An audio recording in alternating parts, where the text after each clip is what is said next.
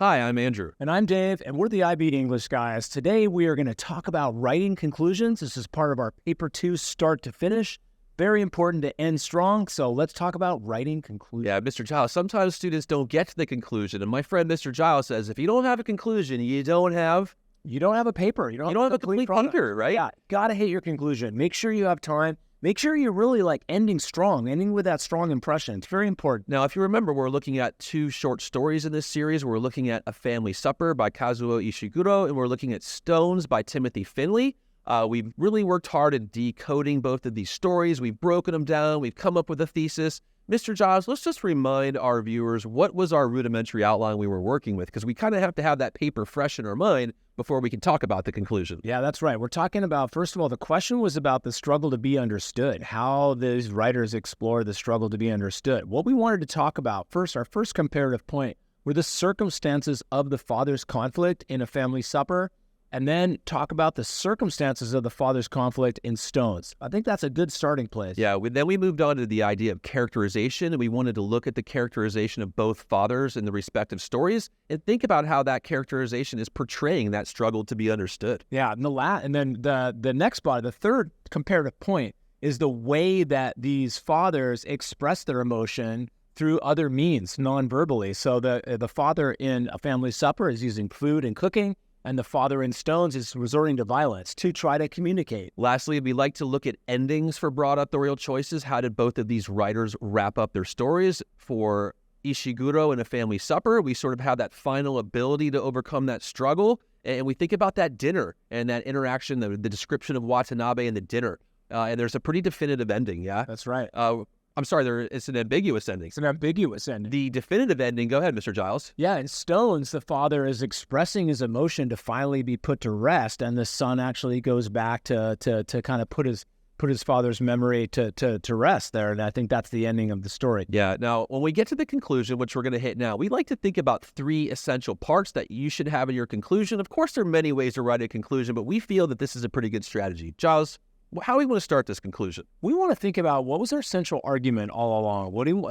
In what ways does this struggle to be understood? How does it manifested in the two stories, and what's the result of that struggle? So we had to restate that thesis. Yeah, the second part that we like to talk about is a synthesis rather than a summary of key points. Don't just rehash 1, 2, 3. That's boring. We've already said that. Instead, you want to take 1, 2, 3, and you want to think about what are the relationships between these ideas, and can we synthesize ideas rather than just restating what we've already said? Synthesize. How do they work together? What is the relationship between these ideas? Yeah, that's great. And the last thing we want to do is kind of think beyond. We want to zoom out a little bit outside these stories that we're writing about, or these texts that we're writing about, and think, well, so what? Why is this important? In what way does this connect to something outside the text? Mr. Giles, why don't you go ahead and read the conclusion of this piece, and then we'll see if we can identify these three different attributes. Okay, great. Both men in these stories face immense challenges in being understood by their families and their communities. They both find themselves lost, in a sense. The father in A Family Supper loses the traditional way of life, and he is losing his family in the process. The father in Stones is losing his place in his community and losing the dignity he had prior to the war. As older men and as fathers, they are losing their grip, and it's not until their sons are ready that they can finally be understood. Although both stories end on a melancholy note, both authors are sending a critical message to their readers about families and their struggles and the potential for understanding. Okay, Mr. Giles, pretty good conclusion there. I think it's got some definite strengths.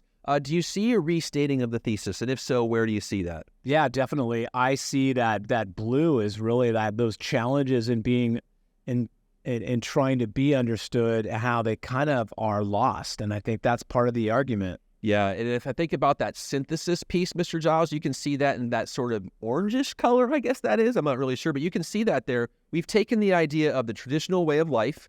We're thinking about losing family. We're thinking about community. We're thinking about dignity, and we're thinking about what it's like to be an older father. We're taking a lot of ideas on simultaneously and trying to do that synthesis, all while trying to maintain some sort of comparative lens. Yeah, that's right. And then I think the green is really thinking about the kind of message that the authors are sending about families and how trying to reach a mutual understanding. I think that's a nice sort of thoughtful way to kind of consider the deeper ideas. Yeah, and again, folks, you've got to hit that conclusion. You make sure you leave time for that. You need a good maybe 5 to 10 minutes so you know yourself as a writer. In the end, we want to emphasize 3 things in the conclusion. We want you to restate your thesis in a new way. Yeah, we want to synthesize ideas and have those ideas kind of come together. And as my friend Dave Giles says, you want to end with a flourish, which means... yeah, just think outside the text and end strong with a really strong impression. Congratulations, folks. You've made it almost to the end of the series. We encourage you to try to write your conclusion now that kind of mirrors ours with those 3 critical steps.